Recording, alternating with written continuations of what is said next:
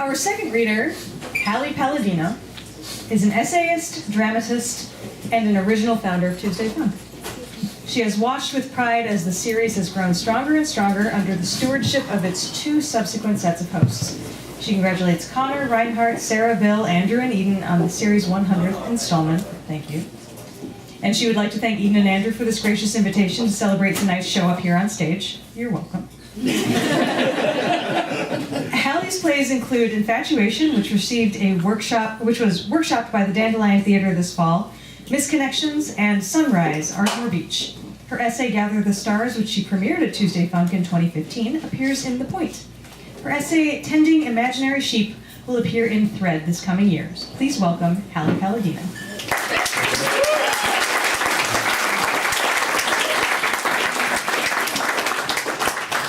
Good evening, everyone. Actually, let's move it down. All right. The mic has a tendency to fall if it's... Okay. All right. It's good to be back. Just shy of my 14th birthday, I made my escape.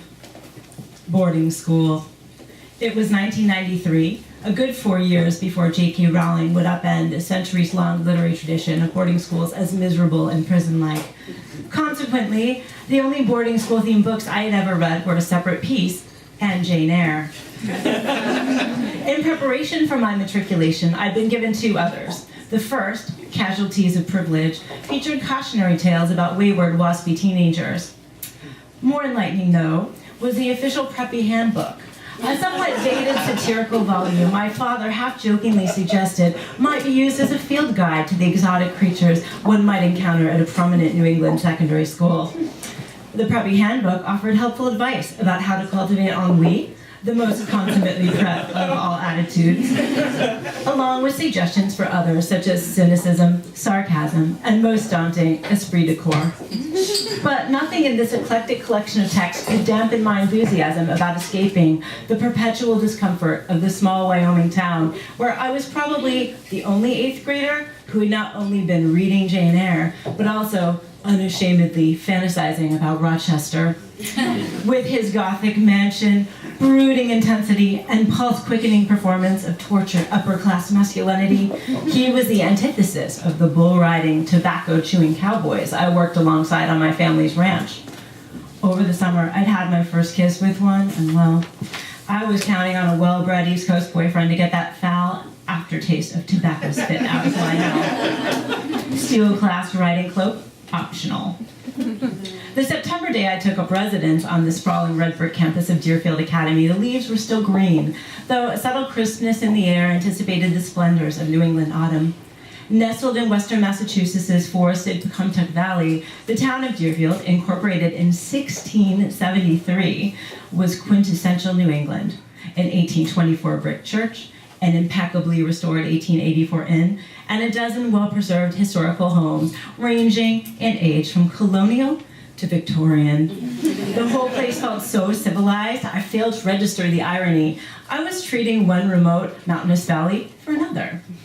Stepping out of my parents' rental car, I heard returning students greet each other with laughter. The girls tossed their hair flirtatiously as the boys lobbed lacrosse balls back and forth across the grassy quads with a practiced flick of the wrist. All the girls were pretty. All the boys, Brooks Brothers handsome. Soon, I too would banter with these smiling schoolboys who wore ties and studied Latin. Amo, amos, amat.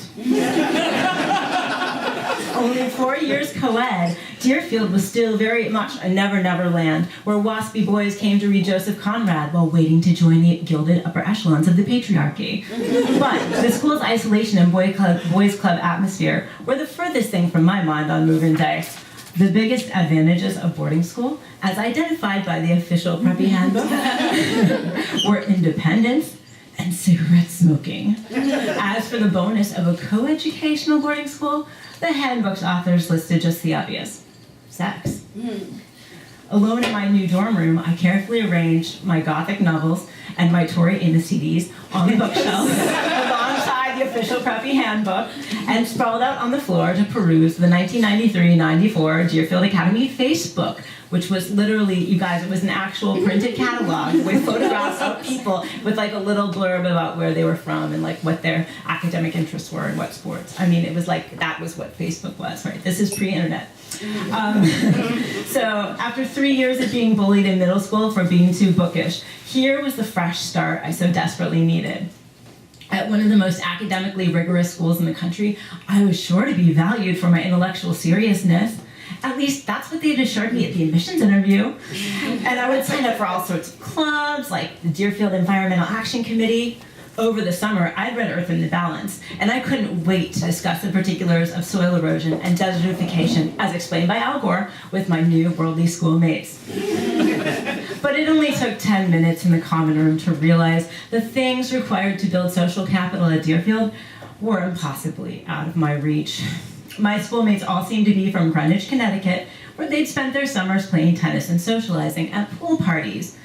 I'd spent mine rounding up cows to be artificially inseminated, a procedure involving shoulder-length plastic gloves, a liquid nitrogen tank full of bull semen, and a 12-inch plastic syringe.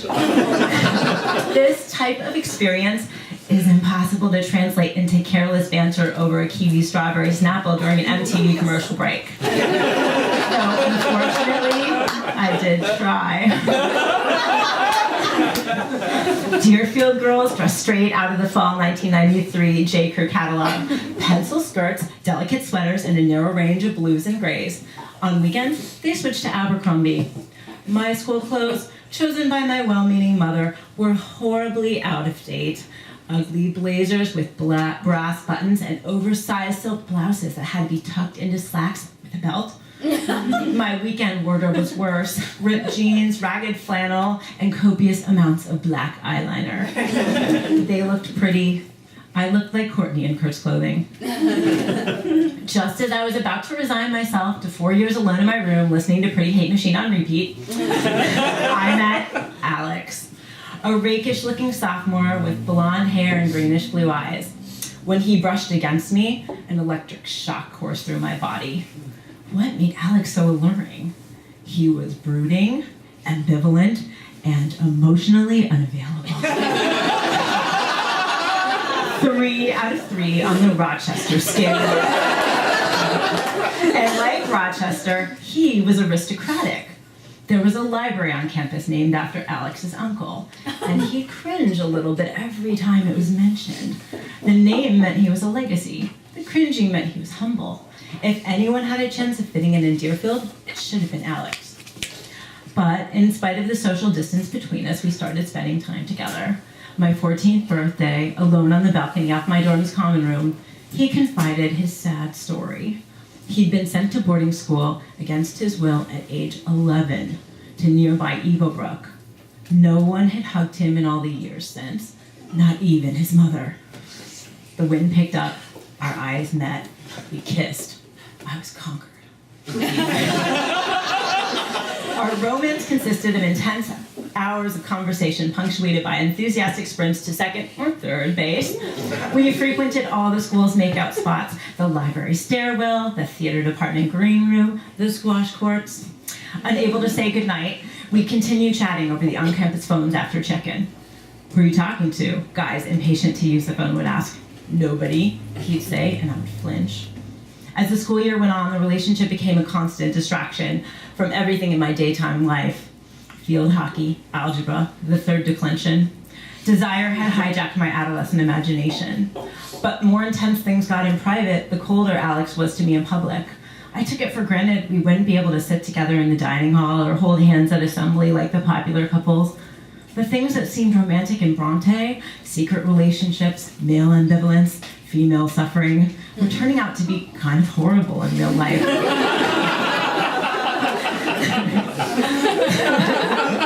The school year ended. Over the summer, I wrote to Alex every day. He only wrote back once. Sophomore year, my dorm room overlooked a dilapidated colonial graveyard.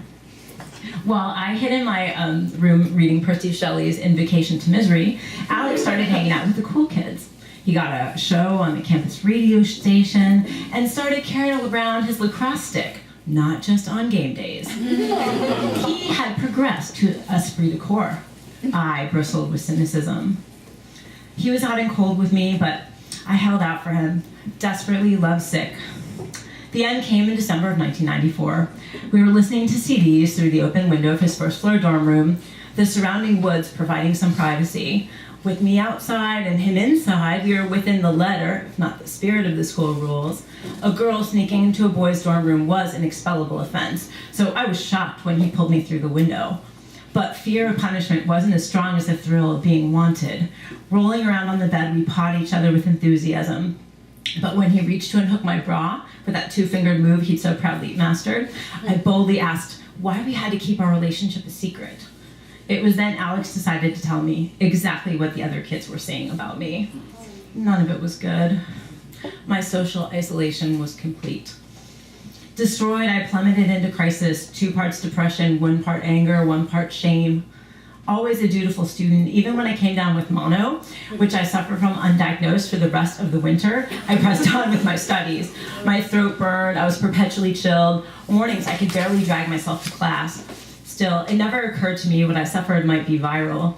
I chalked it up to my broken heart and the decline of Western civilization, as evidenced by such things as ozone depletion, the Republican takeover of Congress, and the suicide of Kurt Cobain. Winter hit Western Massachusetts hard that year. The linings of my boots were perpetually damp and the graveyard was covered in snow, the tips of the crooked tombstones jutting up at strange angles. Wrapping myself in blankets, I spent nights siphoning my soul into the glowing blue vault of my IBM 386. Pounding on that keyboard with feverish urgency, I engaged in brutal self-analysis. Confused and angry about the role girls were supposed to play in relationships. Confused about love and sex and social hierarchies and all the other mysteries that couldn't be solved by reading books. One thing not mentioned in the official preppy handbook was the cruel way Deerfield boys would rate girls' attractiveness under our photos in the school's Facebook, the paper Facebook, on a scale of 0 to 5, along with crude comments about our bodies. These annotated copies would circulate around the girls' dorms. The message was clear. Girls were there to be looked at, be judged, judge ourselves, judge each other, fall in line. Fuck that. Like Jane in her plain gray dress, I would refuse to participate in the degrading artifice of courtship ritual. Jane was never silly or frivolous like her detestable rival, Miss Ingram. She was her authentic self, and Rochester had loved her in spite of it. I too wanted to be loved for being myself, in spite of my seriousness, in spite of my awkwardness. On page 69 of the official preppy handbook is a section titled "Breaking the Rules: The Importance of Getting Kicked Out." Alex fulfilled his preppy destiny in the spring when a boyish prank landed him in front of the dreaded disciplinary committee. The next day, he was gone. But Alex hadn't gone home to serve out his week-long suspension. He'd made an escape of his own. He had taken his backpacking gear and disappeared into the forest. He had fled to pursue his own romantic fantasy, less Jane Eyre, more Catcher in the Rye meets My Side of the Mountain. Fleeing from the same feelings of alienation and shame that we had connected over, I realized Alex had felt as trapped as an insider as I did as an outsider, and he hated it even more. Poor Alex. If he'd consulted me, I might have warned him. The thing about escape, it's never as liberating as you imagine. Sometimes you can escape your cultural circumstances, but it's much harder to escape the ways in which they've shaped you. Our upbringing shows through with every assumption, every bias, every judgment. The project of reevaluating the choices that are made for us before they are made by us is at the heart of the agonizing project of youth. It took them 3 days to catch Alex. The administration, in agreement with his non-hugging parents, banished him for the remainder of the academic year to a prison-like reform school deep in the woods of Maine, a super strict place for troubled rich boys. Casualties of privilege. I had come to Deerfield to escape from home. Alex had run away from school hoping to be sent back, perhaps to finish his interrupted childhood. Miserable, he called me every night, like Rochester wandering blindly in the woods. He'd been humbled, but I'd been schooled. Alex managed to get readmitted to Deerfield for the following year, and I was glad for him, but I wouldn't be there to see it. I'd be transferring to a new school out in California, where I'd no longer be in need of the official preppy handbook. Thank you very much.